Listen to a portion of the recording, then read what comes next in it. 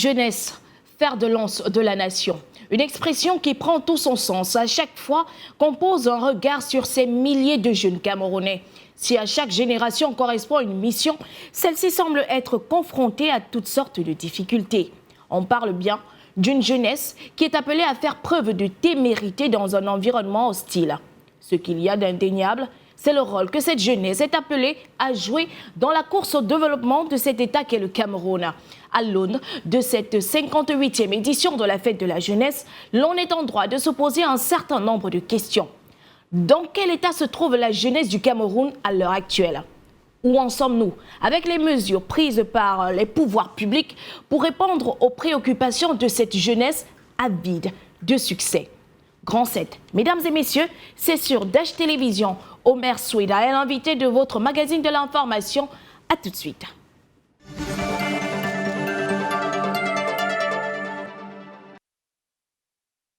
Le monde bouge, l'Afrique encore plus. Voyons ce qui s'y est passé tout au long de cette semaine. Vous l'avez compris, c'est l'instant Round-Up.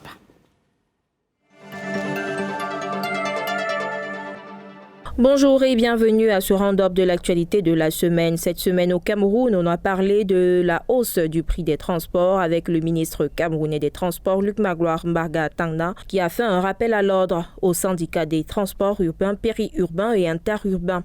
Dans sa correspondance cette semaine, il a fait une mise au point sur la révision unilatérale du prix des transports par certains membres syndicalistes. Une pratique, a-t-il affirmé, contraire à la procédure de concertation de toutes les parties prenantes. Et du côté de Yaoundé, toujours au Cameroun, cette semaine, le président directeur général de TV5 Monde a effectué une visite au Conseil national de la communication au Cameroun suite à ce scandale provoqué par la confusion du drapeau camerounais pendant un programme. Lors de son audience avec les responsables du CNC, Yves Bigot a tenu à présenter les excuses aux Camerounais tout en rassurant que cette erreur n'était pas intentionnelle. Et cette semaine était la clôture des activités de la fête de la jeunesse au Cameroun, la 58e édition qui se tient actuellement. Et la mobilisation a été générale dans les établissements scolaires du pays. Tout a été fait dans le sens d'ancrer dans l'esprit des écoliers le civisme et le sens du patriotisme. Hors du Cameroun, l'actualité cette semaine a été également du côté d'Abuja où s'est tenue la session extraordinaire du Conseil de médiation et de sécurité de la communauté économique des États de l'Afrique de l'Ouest. La situation dans la sous-région est tendue plus que jamais. L'un des principaux points à l'ordre du jour a été le retrait de la CEDEAO du Mali, du Burkina Faso et du Niger. Les trois pays n'ont pas pris part aux échanges. Un acte fort envoyé aux autres pays membres a également été évoqué à cette session extraordinaire, la situation du report de la présidentielle au Sénégal.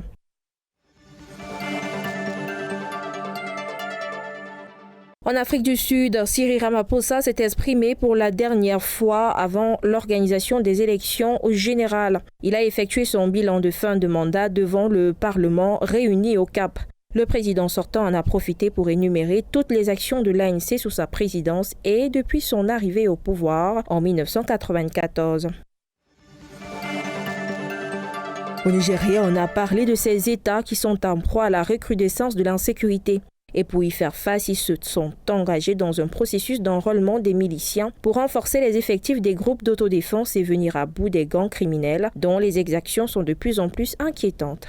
Et voilà qui aura fait l'actualité sur l'étendue du continent africain cette semaine. À bientôt.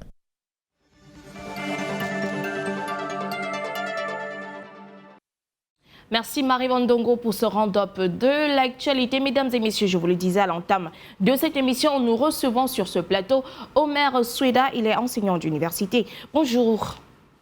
Bonjour madame, il serait important que nous puissions essayer de rectifier ce que vous venez de dire. J'aspire à être professeur d'université, même si je peux toujours accepter ce titre. Je suis enseignant des collèges et lycées. Et actuellement, même si je dispense des cours en tant que Vous êtes doctorant de toutes les façons. Exactement. C'est vrai que dans les instituts supérieurs du privé, je dispense des cours, mais j'aspire à être professeur d'université. Il faut restituer les choses. C'est d'accord. Merci. Merci à vous, Omer Souida. Alors, soyez le bienvenu sur ce plateau de Grand 7. Vous allez me permettre hein, comme on a l'habitude de dire, allez-y. L'occasion fait le larron. Je voudrais profiter en ce jour du 11 février pour souhaiter une bonne et heureuse fête de la jeunesse à tous les compatriotes du nord au sud, de l'est à l'ouest. Et j'ai été invité sous la casquette d'enseignant, mais il ne pèse plus que j'aborde aussi la casquette d'homme politique, raison pour laquelle je voudrais profiter de façon très succincte pour adresser à la jeunesse camerounaise la sympathie du président national de l'Alliance des forces progressistes du Cameroun, le président Sambaka. Il m'a chargé de dire à la jeunesse camerounaise de croire en elle que des bonnes choses sont à l'horizon. Les bonnes choses sont à l'horizon, vivement que ces choses puissent voir le jour, car la question de l'emploi, par exemple des jeunes dans le monde, est inquiétante. La population de jeunes augmente et l'accès aux emplois décents continue d'être problématique, mesdames et messieurs. Au Cameroun, la situation de l'emploi des jeunes reste largement à améliorer. Le marché de l'emploi des jeunes est principalement caractérisé par un taux de chômage élargi chez les jeunes de 15 à 24 ans, qui est de 10,3%. C'est bien cela, j'y arrive. Des chiffres des autorités qui cachent mal la difficulté des jeunes à trouver un emploi. Jean-Marie Onambélé pour cet élément. L'alinéa 2 de la Charte africaine de la jeunesse engage les États membres de l'Union africaine à promouvoir la participation active des jeunes et à créer des plateformes pour l'implication de ces derniers dans les processus décisionnels. L'organisation non gouvernementale Au Monde à venir, dans l'optique de renforcer la participation des jeunes aux politiques publiques, s'est penchée sur la question. Dans un contexte où nous connaissons très bien que nous sommes rendus à l'aube des prochaines échéances électorales qui se tiendront probablement en 2025. Et il était question ici pour l'ONG Monde à venir de faire un état de lieu de l'environnement ainsi que de la participation, des défis liés à la participation politique des jeunes au Cameroun. Donc il était question ici là de pouvoir étudier l'environnement dans lequel nous nous trouvons, quels sont les défis liés à la participation politique des jeunes et comment booster ces derniers à pouvoir s'engager dans les domaines politiques. Comment comprendre la défaillance des dispositifs d'insertion politique jeunes et leur impact sur la participation civique et politique de ces derniers? Réponse d'un expert. Le premier élément à mettre en jeu, c'est le système politique camerounais qui ne favorise pas une participation idéale des jeunes dans la mesure où le champ politique est miné des obstacles, des actes d'anti-jeu qui, ma foi, frustrent la jeunesse, qui ne motive pas cette jeunesse. À côté, il y a la question même de la socialisation politique, dans la question de la culture politique, parce qu'on s'est rendu compte que dans notre microcosme politique, les jeunes n'ont pas encore intégré la notion de la citoyenneté qui voudrait que les populations soient au centre de la gouvernance, au centre même de la mise en œuvre des politiques publiques. Aujourd'hui, on a beaucoup plus à faire à une population qu'à un peuple. Aujourd'hui, on a beaucoup plus à faire à des sujets qu'à des citoyens. Pourtant, dans un système qui se veut démocratique et surtout en situation de république, les populations, ou si vous voulez les jeunes, devraient être au centre du paramétrage du jeu politique et de l'élaboration des politiques publiques. La notion de citoyenneté doit donc être apprise aux jeunes Camerounais. Aujourd'hui, il nous semble que le plus grand combat à mener par les acteurs au centre de la socialisation politique, c'est beaucoup plus la question de l'éducation citoyenne des masses. Il est important aujourd'hui qu'il y ait des espaces d'échange qui soient créés permanemment pour essayer d'amener les jeunes à comprendre déjà la notion de citoyenneté, à comprendre la notion de démocratie qui met le peuple devant, le Vox Populi, Vox Dei. Il est donc urgent de renforcer le militantisme et la culture des jeunes à travers des échanges constructifs sur l'environnement politique, ses enjeux et ses défis afin de permettre à ceux-ci d'être plus actifs et avisés dans l'optique des prochaines échéances politiques. Merci Jean-Marie Onambélé. Jeunesse, import, substitution et patriotisme économique pour le progrès du Cameroun. Omer Soueda, que vous inspire le thème de cette 58e édition de la Fête de la Jeunesse? Je crois qu'il est important de saluer l'effort que le gouvernement camerounais fournit dans le sens de l'insertion de la jeunesse camerounaise. Et ne pas le reconnaître serait faire preuve de mauvaise foi. Parce que là, des organes institutionnels ont été mis sur pied depuis un certain nombre de temps pour permettre véritablement à la jeunesse de se prendre en main. Je pense qu'en consacrant un ministère essentiellement à la jeunesse, le ministère de la Jeunesse et de l'Éducation civique, en essayant déjà de mettre sur pied des organes institutionnels tels que le Conseil national de la jeunesse, en essayant déjà de pouvoir permettre aux jeunes de se préparer à la relève à travers le Parlement des jeunes, je crois que le gouvernement s'est inscrit dans la logique de passer le fer à la jeunesse ou le témoin à la jeunesse. Sur ce point, nous ne pouvons que nous estimer heureux. Mais il se pose véritablement un problème. Est-ce que les mesures jusqu'à présent prises sont suffisantes pour véritablement permettre à cette jeunesse, à l'heure où nous parlons des réels défis de développement, de pouvoir exactement ou véritablement s'intégrer dans un environnement assez difficile? On va revenir sur ces mesures. On aura le temps de passer en revue ces mesures. Mais pour l'heure, on essaie un peu de décrypter comment prendre le thème de cette 58e édition de la Fête de la Jeunesse. Jeunesse, import, substitution et patriotisme économique pour le progrès du Cameroun. Lorsqu'on parle de patriotisme économique, à quoi fait-on référence exactement? Lorsqu'on parle de patriotisme, il est très important que patriotisme économique. Économique, exactement. Il faudrait déjà qu'avant que nous n'arrivions au patriotisme économique, que nous restions dans le cadre du patriotisme. Parce que nous sommes sans savoir que le contexte actuel est essentiellement marqué par une certaine expression de violence. Et cette violence qui se traduit par une certaine, comment dirais-je, dépréciation de l'image du pays. Vous avez vu avec les réseaux sociaux une redondance des discours haineux, des discours violents, qui font de telle sorte qu'à un moment donné, on se pose la question de savoir est-ce que les jeunes Camerounais sont préparés à défendre la nation?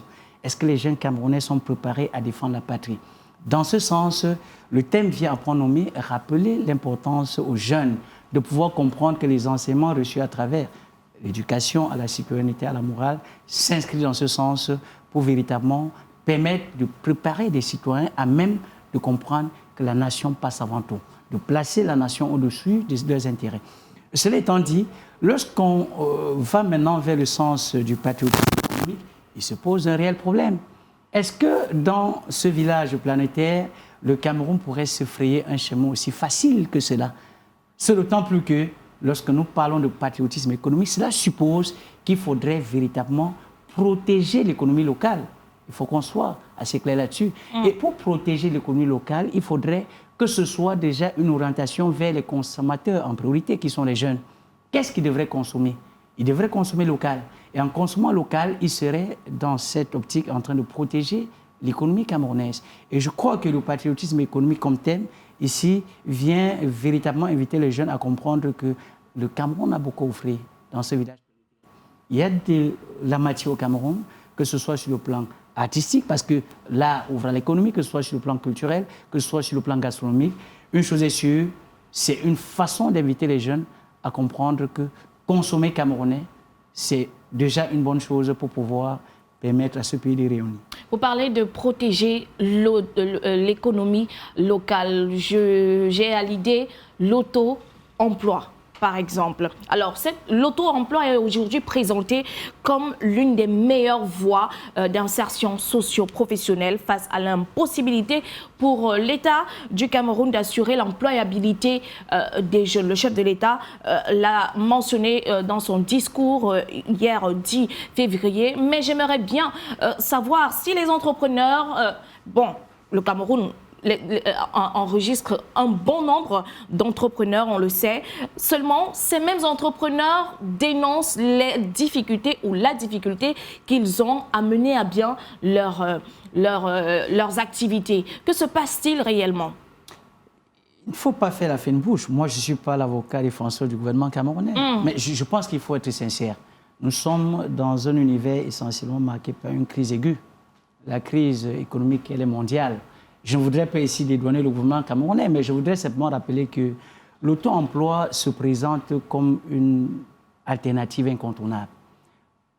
Quel que soit le pays dans lequel on se trouve, il n'est plus évident avec des ressources amaigries, des ressources amoindries des États, il n'est plus évident pour des gouvernements de pouvoir subvenir à tous les besoins de leur population. Raison pour laquelle encourager l'auto-emploi reste une des solutions plus ou moins efficaces. Dans ce sens, je crois qu'il ne faudrait pas aussi ne pas reconnaître, comme je l'ai dit dans l'entame de mes propos, que le gouvernement camerounais a de très bonnes idées. Le gouvernement camerounais a de jolis projets, mais c'est au niveau de leur implémentation qu'il y a véritablement problème. Est-ce que toutes les mesures jusqu'ici prises véritablement encouragent les jeunes? Est-ce que véritablement permettent aux jeunes de se prendre en main? C'est là véritablement qu'il y a problème. Et lorsqu'on arrive à ce stade, on comprend la redondance de véritablement pose un problème. Hein. C'est pour dire qu'en principe, il y a lieu d'interroger les politiques publiques actuelles qui sont mises en œuvre. Est-ce qu'elles sont efficaces? Est-ce qu'elles permettent véritablement que les jeunes puissent véritablement se prendre en charge? À cette question, nous ne pouvons que répondre par la négative. D'autant plus que le taux de croissance exponentielle du chômage vient nous démontrer à suffisance qu'il y a un mal-être. Il y a une situation critique, il y a une situation qu'il faudrait véritablement aborder avec plus de sérénité. Et pour le faire, le gouvernement doit simplement essayer de rentrer dans cette dynamique de dialogue avec les partenaires sociaux. Le gouvernement doit essayer de mettre un point d'honneur sur l'éducation. Parce que nous avons été préparés, ou les jeunes dans leur grand ensemble ont été préparés à la bureaucratie, à la fonction publique. Ça veut dire que sortis des universités, sortis des écoles, il était simplement évident pour quelqu'un de se trouver de se tourner vers la fonction publique, d'avoir un matricule, de travailler et d'avoir un salaire garanti. Mais aujourd'hui, les réalités ne sont plus les mêmes. Et il faudrait véritablement que dans les contenus des enseignements, que les jeunes soient déjà préparés à comprendre que l'école ne forme plus à l'emploi direct, du moins dans la fonction publique. L'école participe à ce que nous pourrons appeler la formation. Et après cette formation, il faudrait qu'on passe maintenant à l'insertion. Et lorsqu'on parle ici de l'insertion, alors là, il y a des outils nouveaux qu'il faudrait intégrer. Lorsque vous parlez de formation, j'aimerais bien vous poser la question si les systèmes éducatifs, et je pense que faire le lien en vaut la peine, les systèmes éducatifs forment-ils efficacement les jeunes au métier vendeurs qu'on voit dans ce monde? On sort très bien des sentiers battus. Je vais y aller terre à terre. Hein. La littérature, la géographie. Pourtant, sur le terrain, on a compris que ce sont des filières ou des matières qui ne garantissent pas un métier qui puisse nourrir un homme. Je vais le dire aussi simplement. Je le dirais jamais assez, nous sommes un État jeune. Le Cameroun, comme la plupart des États africains, n'est qu'à 60 années d'indépendance. Je vais reformuler ma question. Hein. Ouais. Est-ce que les systèmes éducatifs ne sont pas en partie la conséquence du manque d'emploi, de l'incapacité à certains jeunes de trouver un emploi? Je vous comprends. J'étais en train de partir pour vous répondre. Allez-y, pour dire qu'en principe, nous sommes le produit d'une certaine politique néocoloniale. Il ne faut pas le renier. Ça veut dire simplement qu'on nous a appris à aller à l'école, à réciter, et au sortir de l'école, à aspirer à avoir un job, un travail. Ça, c'est l'histoire. Pendant 60 ans, il n'était pas évident. Il n'était pas évident véritablement de professionnaliser les enseignements. Vous avez tantôt parlé des filières qui portent beaucoup plus à une certaine illusion, entre guillemets, la série littéraire. Et lorsqu'on parle des séries scientifiques, est-ce que nos établissements dans des zones reculées sont dotés... la géographie... Oui, je suis d'accord. Je voudrais même parler des mathématiques, je voudrais parler des sciences physiques, des sciences de la vie et de la terre. Est-ce que des laboratoires, nos établissements sont suffisamment dotés des laboratoires, des salles spécialisées pour pouvoir conduire à bien ces enseignements afin de permettre aux enseignants d'accéder véritablement à la professionnalisation? Je pense que ce n'était pas évident. C'était pas évident. Et aujourd'hui, il y a une lueur d'espoir à travers la professionnalisation des enseignements. Mais comme pour dire, comme pour dire que le chômage que nous observons aujourd'hui, ou tout au moins le taux élevé de chômage, l'incapacité des jeunes au sortir des universités, des grandes écoles, à pouvoir s'adapter dans le monde de l'emploi, est le témoin réel de cette, comment dirais-je, de ce déséquilibre entre les objectifs et les contenus d'enseignement. Comme pour dire en un mot que ce que les jeunes vivent aujourd'hui, c'est la conséquence de notre système éducatif à ne pas pouvoir leur offrir des outils réels de pouvoir s'intégrer professionnellement. Et lorsque je le dis, ce n'est pas pour m'installer dans le pessimisme, c'est simplement pour reconnaître que les efforts jusqu'ici sont entrepris pour pouvoir sortir de cette léthargie, pour pouvoir aller de l'avant, pour pouvoir faire de telle sorte que l'histoire qui pourrait être enseignée aux jeunes ne soit pas l'histoire qui consisterait à pouvoir ressasser tout ce qui est passé, mais ça pourrait être aussi une histoire qui pourrait aller vers le sens de la professionnalisation, qui pourrait aller dans le sens de comprendre que nous sommes dans un monde nouveau, où les relations bilatérales, les relations nord-sud peuvent être intégrées dans les contenus littéraires, mais permettre aux jeunes de s'intégrer, permettre aux jeunes de pouvoir, dans la société ou dans le marché de l'emploi, mettre à profit les connaissances qu'ils ont acquises à l'école.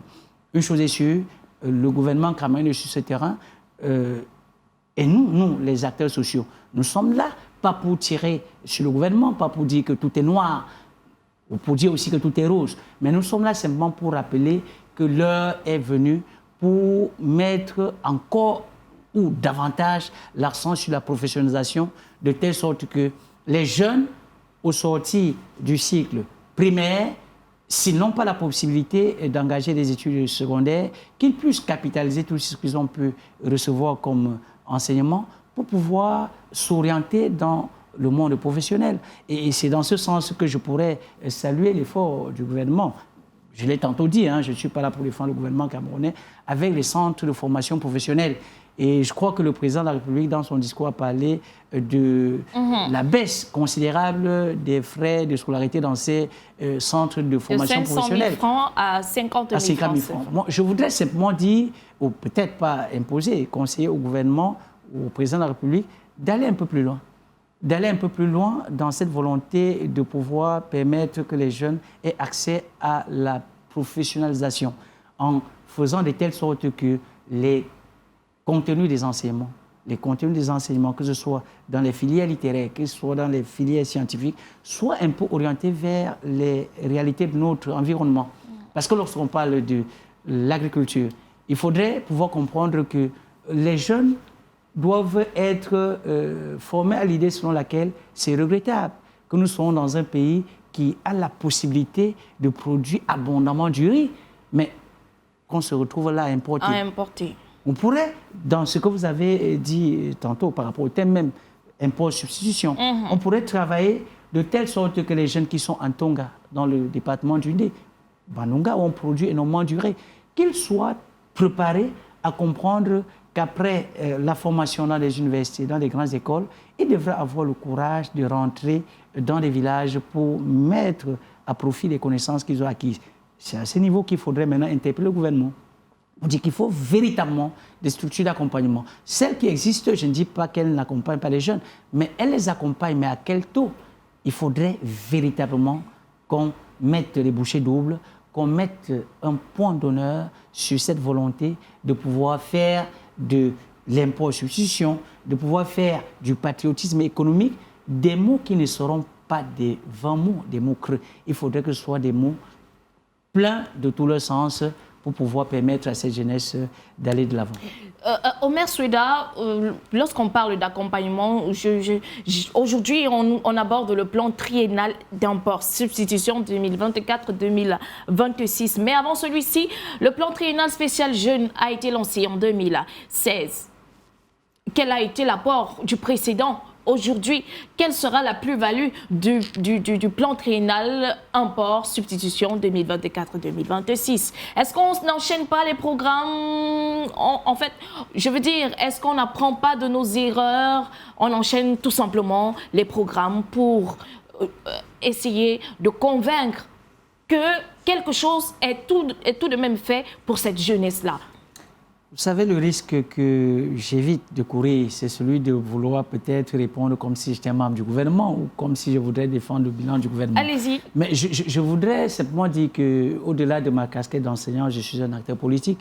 Et la vision politique que nous avons, notre formation, l'Alliance des forces progressistes, ce n'est pas simplement de pouvoir dire que le gouvernement a échoué.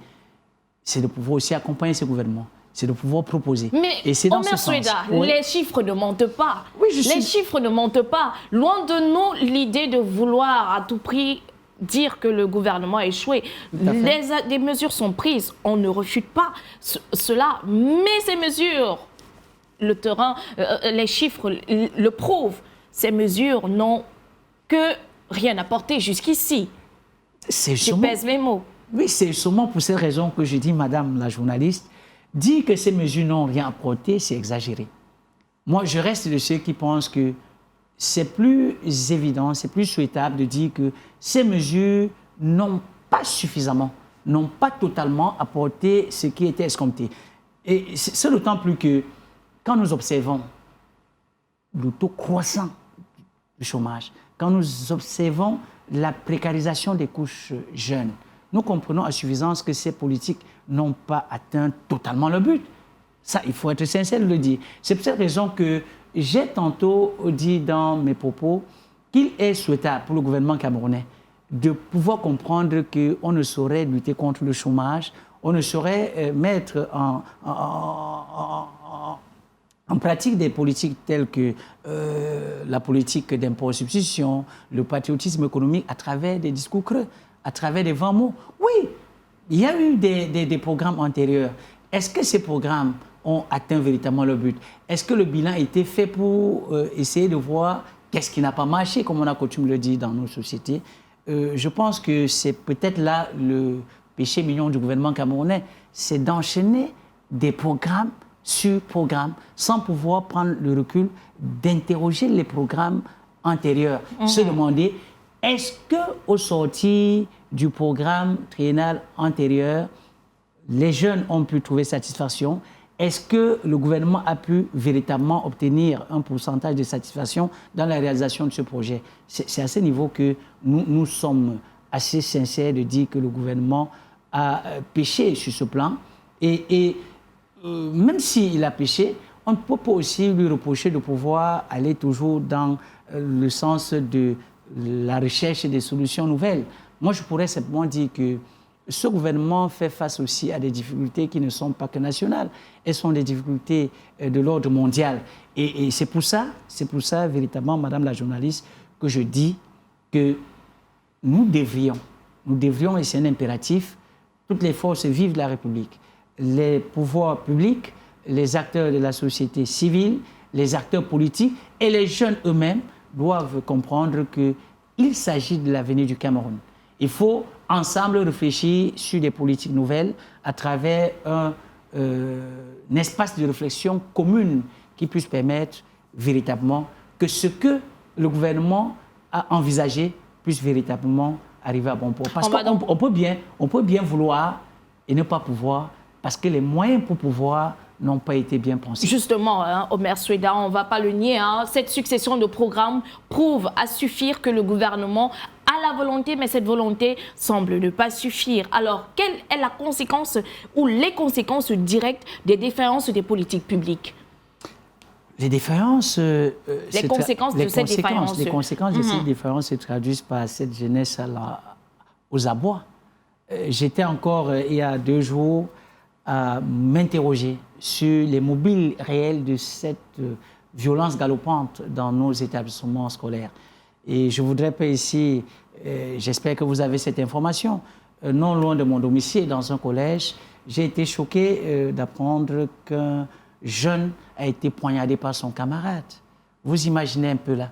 Vous imaginez un peu que, au-delà de ce que nous pouvons imaginer comme conséquence relative à l'influence des réseaux sociaux, il y a un problème réel. Il y a un problème réel d'orientation de cette jeunesse. Parce que les politiques publiques, si elles sont efficaces, si elles sont bien pensées de façon à pouvoir présenter aux jeunes un avenir meilleur, leur faire penser à une vie en or, une vie rose, je crois que ça peut leur éviter le chemin d'une certaine dépravation des mœurs avec cette délinquance juvénile, la consommation abusive des drogues, les comportements déviants et violents. Ces conséquences sont nombreuses. C'est la criminalité dans des établissements, c'est une certaine, comment dirais-je, la dépravation des mœurs, oui, les violences. Une certaine précocité dans les pratiques sexuelles avec des jeunes qui, à force de ne pas tellement rêver, parce que certaines conditions ou les conditions ne leur permettent pas de rêver grand, se jettent simplement dans ce bonheur illusoire qu'est le monde de la drogue. Et à ce niveau, nous osons croire que l'heure est venue que tous les acteurs sociaux, les parents en premier lieu... Mais Omer Souida, qu'est-ce qui explique les égarements de ces jeunes? Vous dites? Qu'est-ce qui explique les égarements de ces jeunes? J'ai dit tantôt, et je crois que les responsabilités sont partagées. Il y a une multitude de paramètres qui expliquent cette situation. Nous avons d'abord des paramètres familiaux. Vous imaginez, les parents de nos jours sont, dans la grande majorité, des parents que j'appelle des parents du quotidien. C'est-à-dire ceux qui tirent le diable au quotidien pour vivre. Ils passent plus de temps hors de la maison. Et ils n'ont pas le temps d'inculquer à leurs enfants des notions élémentaires de savoir-vivre. Et à ce niveau, les enfants sont abandonnés à eux-mêmes et sont orientés vers ce que j'appelle l'éducation de la rue. Moi, j'ai coutume, en tant qu'enseignant, de comprendre ces enfants qui, par moments, me regardent droit dans les yeux sans me dire bonjour. Moi, j'imagine que c'est le scénario qui a commencé à la maison. Si on peut déjà se lever le matin sans dire bonjour à papa ou à maman, il est évident qu'on ne puisse déjà pas pouvoir comprendre que dire bonjour à son enseignant, c'est fondamental, c'est vital. Vous comprenez que ces égarements des enfants ne sont pas en grande partie de leur bon vouloir.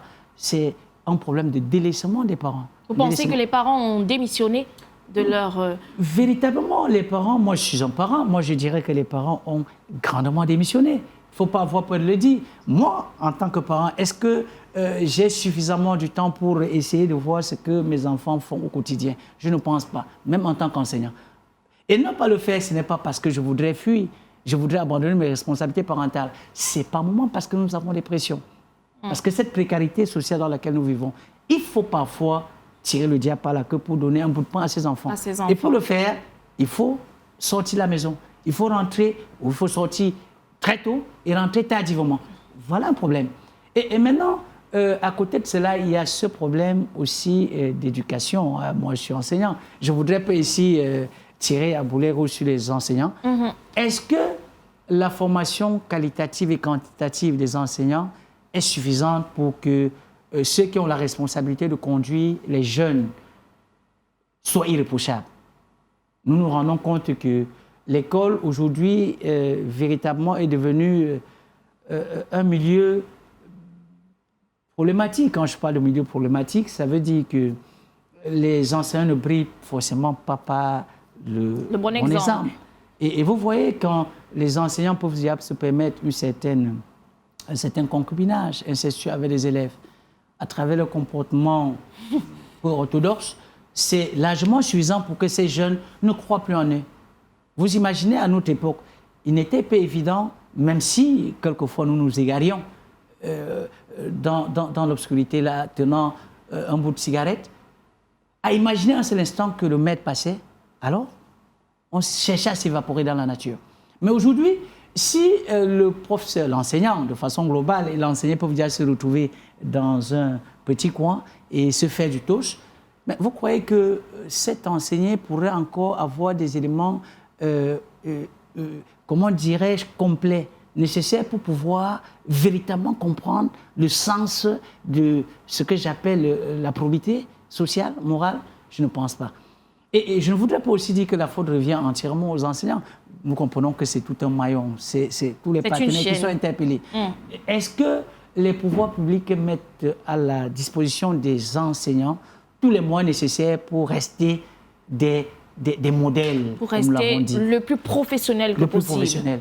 Vous savez, il y a un phénomène qui a pris de l'ampleur dans nos sociétés. On parle parfois là des enseignants en cours d'intégration. Quand un enseignant sort d'école qui devrait travailler 2-3 ans avant d'être pris en solde, là, avant d'avoir du salaire. Mais entre-temps, dans quelles conditions ils travaillent? Dans des conditions de précarité qui pourraient l'exposer à quelques tentations. Vous voyez donc et les enseignants, et les parents, et les pouvoirs publics, bref, nous avons une part des responsabilités. Nous sommes comptables des égarements de cette jeunesse actuelle. Et comme nous sommes tous comptables, il nous revient tous de pouvoir réfléchir dans une synergie d'efforts, de réflexion pour pouvoir remettre le train sur les rails. Puisque nous sommes en train de parler là, d'établir là les responsabilités pour essayer de justifier les égarements de cette jeunesse, j'aimerais vous poser la question, comment comprendre qu'il n'y ait pas des politiques d'encadrement en matière, des politiques publiques en matière d'encadrement des jeunes? J'y arrive. Vous voyez toujours que vos questions me laissent dans l'embarras, madame la journaliste. Comment ne pas comprendre? Est-ce qu'il n'existe pas des politiques publiques d'encadrement des jeunes? C'est mon devoir. Très bien, je vous comprends, je vous le concède, je ne vous refuse pas ce devoir, mais je dis simplement, cela participe même de votre souci de pouvoir apporter votre contribution au rayonnement de cette jeunesse. Et je pense que les politiques publiques d'encadrement des jeunes existent au Cameroun. Elles existent, mais elles ne sont pas efficaces et efficientes. C'est là le problème. Je l'ai tantôt dit, lorsque nous parlons, par exemple, vous allez croire que c'est peut-être évasif, quand on parle des colonies de vacances, quand on parle des structures d'encadrement des jeunes, le problème qui se pose, c'est que tous les jeunes n'ont pas accès à cette politique d'encadrement. Et lorsque, dans la ville de Douala, il m'arrive pendant les vacances de faire un tour du côté du lycée Jos, je suis émerveillé de voir que les jeunes venus des différents coins peut-être de la ville, les gens me diront que du Cameroun, se retrouvent là et sont pris en charge par des encadreurs sociaux. Je suis émerveillé. Mais mon problème, ou le problème qui se pose, c'est après le lycée Jos. C'est quoi la suite? C'est quoi la suite? Est-ce que le Cameroun, est-ce que la jeunesse camerounaise se réduirait à ce nombre peu signifiant? C'est là tout le problème. Et je pense que c'est attirer l'attention du gouvernement que de leur rappeler que les politiques publiques qu'elles défendent, qu'elles vantent, oui, nous sommes conscients qu'elles existent, mais ce que nous leur disons, c'est qu'elles ne peuvent pas être efficaces si elles se réduisent à un nombre extrêmement réduit des jeunes. Parce que ceux qui sont à Kolofata, ceux qui sont à Bassamba, ceux qui sont à Ngeremedouka, est-ce qu'ils ont la chance de pouvoir se frotter aux encadreurs sociaux? Que non. Et c'est là le problème. Il faudrait donc que les politiques sociales qui sont entreprises ne soient pas des politiques sociales qui doivent se limiter à une couche élitiste. Bon, quand je parle d'une couche élitiste, ça veut dire que parfois ces enfants sont des enfants, vous suivez mon regard, nous nous comprenons. Il faudrait véritablement que nous puissions rentrer dans cette dynamique où, lorsqu'on se retrouverait au lycée Jos, et qu'on verra que, oui, le gouvernement camerounais, le ministère de la Jeunesse est en train de fournir des efforts pour encadrer les jeunes, pour donner des outils nécessaires aux jeunes de pouvoir s'intégrer socialement. Il faudrait que du côté de Bangoulab, il faudrait que du côté de Ezeka, il faudrait que du côté de Lamzé, qu'on ait l'impression nette que tous les jeunes Camerounais ont la même chance. Et si on y arrive, je crois que ces politiques publiques doivent être palpables. Du moment où elles se limitent à quelques je dirais, contrées, nous sommes en droit de nous poser la question, nous sommes en droit de réfléchir dans le sens que vous êtes en train de nous indiquer. Est-ce qu'elles existent réellement du moment où elles n'est pas portée vers la grande majorité des jeunes? Il n'y a pas suffisamment de communication sur l'existence de ces politiques publiques-là en matière d'encadrement des enfants. On l'a compris. Vous permettez, madame, allez-y, quand vous parlez justement de ce manque de communication, et franchement, je vous tiens un coup de chapeau. C'est là le véritable problème. Parce qu'il faudrait qu'il y ait une fluidité au niveau de la communication. Et le dire, ce n'est pas tirer sur le gouvernement camerounais, parce qu'il faudrait sortir de la logique selon laquelle communiquer de façon sporadique suffit à pouvoir sensibiliser les couches sociales. Il faudrait véritablement que le gouvernement de la République puisse penser à envisager la multiplication des supports de communication. Imaginez-vous un instant, à une certaine époque, dans nos espaces de communication, du paysage audiovisuel, il y avait une pléthore d'émissions éducatives orientées vers l'encadrement des jeunes. Mais aujourd'hui, est-ce que nous avons l'impression que ce travail est en train de suivre son cours? Que non. Il faudrait simplement que le gouvernement de la République, que les acteurs sociaux, que le Conseil national de la communication puissent travailler de façon à comprendre que les contenus de programme doivent être inscrits dans cette dynamique, dans la politique d'encadrement des jeunes. Parce que si les jeunes doivent être orientés vers des contenus qui ne leur permettent pas de s'intégrer dans leur cadre environnemental, c'est lamentable. Nous sommes orientés vers quoi? Les dessins animés, qui ont quelle portée, qui ont quel fond, qui nous viennent de l'autre côté. Il faudrait, à un moment donné, que nous pensions nouvellement. Encore que la télévision a perdu de sa valeur. Exactement. Parce que tourner vers les réseaux sociaux, vers les smartphones, les gadgets de toutes sortes, Omer Souida. Vous convenez avec moi que ce thème est tellement riche qu'à tout moment, lorsque nous croyons avoir exploré un pan, un autre survient dans le même pan que nous avons exploré. Vous voyez, quand nous parlons des réseaux sociaux, il est important. Il est important aujourd'hui, les réseaux sociaux sont devenus des outils incontournables d'éducation. C'est vrai qu'ils sont extrêmement violents, mais ce n'est pas le fait déjà d'avoir une idée qu'ils sont violents que nous allons démissionner et avoir un regard négatif de ces réseaux sociaux. Il faut que nous approprions les réseaux sociaux. Il faudrait que les influenceurs, il faudrait que tous les acteurs des réseaux sociaux soient véritablement encadrés, accompagnés, de telle sorte que lorsque les jeunes iront vers cet espace, qu'ils trouvent des éléments qui doivent permettre ou favoriser leur éducation, leur encadrement. Pourquoi ne pas penser à cela? Pourquoi ne pas penser à créer des professionnels des réseaux sociaux? Pourquoi ne pas créer des organes qui doivent véritablement permettre de réguler ces secteurs, de mettre à profit ces secteurs et permettre aux jeunes de comprendre que dans les réseaux sociaux, il ne s'agit pas simplement de montrer son tour de poitrine, il ne s'agit pas simplement de montrer... Ben, on peut aller dans des réseaux sociaux et montrer des jeunes qui ont réussi à porter des projets dans le secteur agricole. Regardez l'UNCAM, qui est un vivier agricole pour le Cameroun. Si on pourrait véritablement développer des espaces de communication publicitaire dans les réseaux sociaux pour mettre à profit ces vitrines, je crois que nous pouvons gagner énormément. Alors, j'aimerais réaborder un pan du discours du chef de l'État que j'ai écouté de bout en bout. Je m'intéresse à présent au flux migratoire. Cette jeunesse-là qui a tendance à quitter le territoire national pour de meilleures conditions de vie à l'étranger. Une situation que le président décrit d'ailleurs comme inquiétante car la jeunesse veut migrer à tout prix. Omer Souida. Je crois que le président de la République a vu juste, d'ailleurs il a l'habitude de voir juste. Monsieur le Président, je crois qu'il a dit partir, oui, mais à quel prix? Mais à quel prix? Vous convenez avec moi que, je l'ai tantôt dit, le problème ici n'est pas un procès contre qui que ce soit. Mais c'est de poser de bonnes questions au président de la République.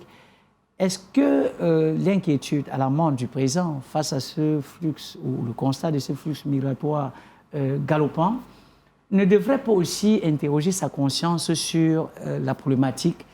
Qu'est-ce qui a été entrepris jusqu'à présent pour lutter contre ce flux? Parce qu'il ne suffit pas de le dire dans un discours. Il faut véritablement penser... Omer Souida, vous pensez qu'il est possible de lutter contre ce flux migratoire dans le contexte actuel où nous vivons inflation, chômage? Vous pensez véritablement que, à l'état actuel des choses, le gouvernement camerounais puisse faire quelque chose? Absolument. C'est pour cette raison que je vous ai dit, je ne voudrais pas sortir de ma casquette d'enseignant, hein. Je vous ai tantôt parlé de l'Alliance des forces progressistes, qui est un parti républicain, qui est un parti qui véritablement est prêt à accompagner le gouvernement à travers un ensemble de propositions. Nous avons des symposiums que nous organisons, nous avons des universités jeunes où nous essayons d'encadrer des jeunes à faire comprendre que le paradis se trouve partout et nulle part. Il est important, dans un premier temps, de former, de pouvoir armer psychologiquement les jeunes pour comprendre que ce n'est pas en prenant le chemin du désert, ce n'est pas en prenant le chemin de la mer, ce n'est pas en se retrouvant de l'autre côté qu'on pourrait véritablement changer de façon extraordinaire ses conditions de vie. On pourrait, on pourrait sur place se créer un paradis. Et pour qu'on y arrive, c'est ça notre préoccupation première. Il faudrait qu'il y ait une véritable volonté politique d'accompagnement ou de lutte contre le flux migratoire. Je vous ai parlé de l'agriculture, madame. Imaginez un instant, le Cameroun importe le riz du Vietnam, de l'Asie.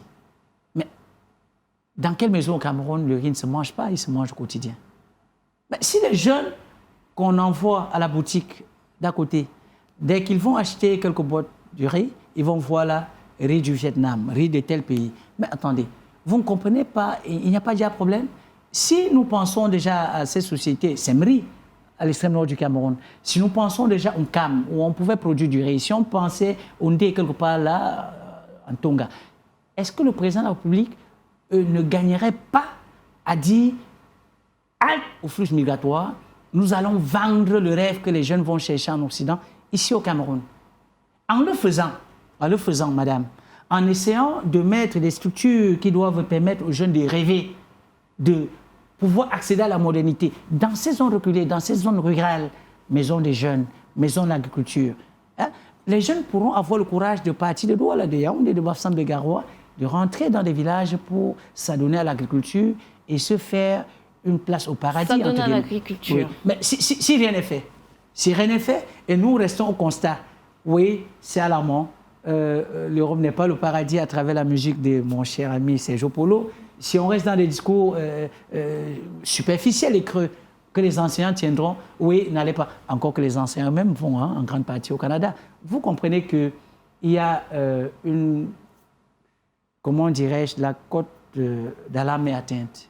Il est temps que nous puissions comprendre que bâtir le Cameroun de demain, c'est une tâche qui nous incombe, nous tous, et que des thèmes comme celui-ci, des sujets comme ceux-ci, doivent nous permettre de réfléchir dans la dynamique de pouvoir, pas forcément dire au président de la République qu'il a échoué, c'est simplement lui dire, Monsieur le Président, il faudrait aller au-delà du discours. Il faudrait accompagner réellement votre discours des actes très forts.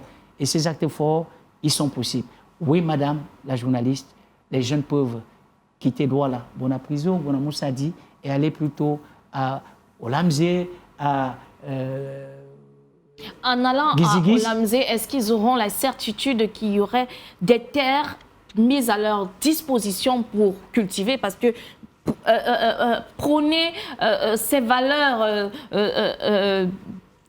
dire à la jeunesse de se tourner vers l'agriculture, c'est bien.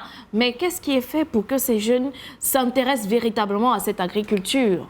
C'est pour cette raison que je suis en train de vous dire que j'utilise un peu plus le conditionnel pour rappeler que c'est possible. Si le gouvernement véritablement essaye de comprendre qu'en encourageant les jeunes à aller vers l'agriculture, essaye de mettre sur pied des structures, essaye dans des secteurs agricoles que nous avons évoqués, d'apporter le développement nécessaire à travers des structures bien organisées, je pense que les jeunes seront motivés. Et la question de la terre dont vous parlez, elle est primordiale. Il faut rappeler au président de la République, je pense qu'il est assez informé, c'est assez grave parce que les jeunes n'ont même pas déjà la possibilité, si leurs parents n'ont pas déjà accès à la propriété terrienne. Parce que certains se sont donné le luxe de s'accaparer de façon extraordinaire et extravagante les terres. Il faudrait que nous pensions dans nos différentes régions, dans nos différentes zones agricoles, penser à créer ce que je pourrais appeler des zones industrielles agricoles. Ça veut dire qu'on a des espaces assez grands, on a des professionnels du secteur de l'agriculture et de l'élevage formés dans des écoles qui ont été recrutés, affectés dans ces zones, qui doivent installer des jeunes, autant pour moi, dans des espaces bien précis et les accompagner. Si cela est fait, je pense que nous pourrons véritablement arriver à ce que nous sommes en train de viser. Et on ne peut pas dire que nous n'avons pas les moyens pour, madame. Nous avons énormément les moyens pour. Nous n'avons qu'à voir tout ce qui est mis dans ce qui est superficiel dans notre République. Le gouvernement de la République devrait comprendre à un certain moment donné. Et moi, je l'ai dit, je suis de ceux qui pensent véritablement. Et le dit, ce n'est pas ouvrir encore un autre débat. Je pense que lorsqu'on parle même déjà des projets où on doit investir 80, 50, 25 milliards, il est plus important de comprendre que des zones industrielles agricoles, telles que pensées par le parti l'Alliance des forces progressistes, ne nécessitent pas forcément des dizaines de milliards. Des sommes plus ou moins insignifiantes, 500 millions, 200 millions par zone, peuvent permettre d'employer des milliers de jeunes, ou du moins de stimuler des jeunes à l'auto-emploi. Si cela est fait, je pense qu'il sera plus évident de ne plus prendre le chemin du désert ou de la mer. Galvanisateur, les discours du chef de l'État, Paul Biya, le sont toujours à la veille de la fête de la jeunesse chaque année. On se souvient qu'en 2021, le chef de l'État appelait la jeunesse à ne pas désespérer de leur pays. Nous sommes en 2024, le président réaffirme son soutien à cette jeunesse-là en leur disant « Vous pouvez compter sur moi ». Omer Soueda, qu'est-ce qui vous inspire ce message du chef de l'État à la jeunesse? Vous pouvez compter sur moi. Je paraphrase. Je ne suis pas dans la pensée du président, mais je vais rester simplement dans l'analyse. Cela vous inspire? Tout à fait. Je suis d'accord avec vous. C'était une façon de blaguer. C'est une façon de dire simplement que le président de la République du Cameroun est dans son rôle. Je crois que, madame la journaliste, je n'imagine pas un pays à travers le monde dans lequel, malgré les conditions difficiles, un président pourrait se permettre pour venir dire que tout est noir. Hein? Les discours galvanisateurs, on en aura à profusion. Mais je dis simplement qu'à côté de tout cela, il faudrait que les acteurs sociaux soient des acteurs sincères, que nous puissions nous départir par moments de la politique politicienne pour pouvoir poser des problèmes de façon concrète. Et quand je le dis, où je le fais présentement, ce n'est pas dans la vision politico-politicienne. C'est dit simplement au président de la République, il n'est pas évident de demander aux jeunes de ne pas désespérer. 1 année, 2 années, 3 années, 4 années, à force de demander aux jeunes de ne pas désespérer et ne pas pouvoir leur donner tous les outils pour ne pas désespérer, il y a de fortes chances que cette jeunesse désespère de suivre les discours galvanisateurs. Cela étant dit, il est simplement souhaitable que nous comprenions qu'il y a un réel problème, comme je l'ai tantôt dit, de communication, d'encadrement, de volonté politique qui voudrait faire de telle sorte que le président de la République puisse permettre aux jeunes de rêver grand. Je ne voudrais pas blesser les sensibilités, mais je suis obligé de le faire pour que nous nous comprenions. Mais il me semble que dans cette République que nous appelons le Cameroun, il y en a à 27 ans qui ont été ministres. Il y en a à 32 ans qui ont été ministres. Il y en a à 36 ans qui ont été Premier ministre. Madame la journaliste, est-ce que de nos jours, il est évident combien de jeunes conseillers sont véritablement jeunes? Combien de députés? Combien de sénateurs? Combien de ministres? Mais je vous rappelle, je suis un peu au-dessus de la quarantaine, mais dans les cadres associatifs, dans les cadres socio-professionnels, je suis souvent écœuré, estomaqué d'entendre des aînés dire « tu es encore jeune, il faut attendre ». Si aujourd'hui, à plus de 40 ans, quand j'avoisine la cinquantaine, on doit me demander d'attendre, qu'est-ce qu'on dira aux jeunes de 20 ans? Vous comprenez qu'il y a un problème dans notre société. Il y a une urgence de la comment je pourrais appeler la transition générationnelle. Il faudrait que les aînés, il faudrait que le président de la République comprenne que vendre le rêve d'espoir aux jeunes aujourd'hui, c'est de leur permettre à un moment donné qu'ils puissent comprendre qu'à 25 ans, on peut être directeur d'une entreprise parapublique. Il faudrait que cette jeunesse comprenne qu'à 31 ans, on peut être ministre de la jeunesse. Je ne voudrais pas poser la question de savoir quel âge aurait le ministre de la Jeunesse au Cameroun. Vous voyez que ces ensembles de questions posent un problème réel d'adéquation entre le discours et l'acte. Et si cette adéquation est réelle, si les jeunes perçoivent véritablement qu'il y a espoir dans la République, on peut accéder à un certain nombre de postes de responsabilité en jeunes, je pense qu'ils prendront un peu plus en considération les. Vous l'avez si bien dit, Omer Soueda, on peut accéder à certains postes de responsabilité tout en étant jeune, mais pour accéder à ces postes de responsabilité, j'ai bien envie de dire que cette jeunesse se doit d'abord d'être responsable en elle-même. Mesdames et messieurs, nous sommes arrivés au terme de cette émission. Omer Soueda, merci d'avoir accepté notre invitation. C'est moi qui vous remercie. C'est toujours un honneur que de se retrouver sur un plateau comme le vôtre et surtout en cette occasion très importante pour la jeunesse camerounaise, le 11 février, pour pouvoir essayer d'apporter modestement ces réflexions dans le sens de la reconstruction, parce que cette jeunesse, elle est, entre guillemets, sur la mauvaise voie, la reconstruction de la jeunesse du Cameroun. Et je l'ai tantôt dit, je ne voudrais pas monopoliser la parole quand nous sommes à la fin, mais simplement dire que le président de la République nous a demandé d'espérer. Nous avons simplement à rappeler à cette jeunesse que cette espérance ne doit pas nous décevoir. Et pour arriver à cette espérance, il faudrait déjà passer par ce que vous avez dit, la responsabilité. Et si la jeunesse n'est pas responsable, si la jeunesse est évasive, si la jeunesse est celle qui s'installe dans une paresse notoire et rêve d'une vie en or sans le moindre effort, je pense qu'elle n'y parviendra pas. À la jeunesse camerounaise d'aujourd'hui, nous disons simplement qu'il est temps de tenir compte des réalités de notre environnement. On ne peut pas forcément réussir dans la cinématographie au Cameroun, mais on peut réussir dans l'agriculture, on peut réussir dans l'artisanat. Et le Cameroun, c'est un pays d'opportunités, pas pour voler des propos du président de la République. Je le dis parce que aujourd'hui, en essayant moi-même de comprendre que j'avais un peu perdu de ma jeunesse, en essayant de m'investir dans des petits projets de ce genre, je crois que demain sera meilleur. On ne peut que le souhaiter, que demain soit meilleur, mesdames et messieurs. Donnons-nous rendez-vous dimanche prochain pour une autre rétrospective de l'actualité Grand Sec. Et à vous, jeunesse camerounaise, très bonne fête. Au revoir.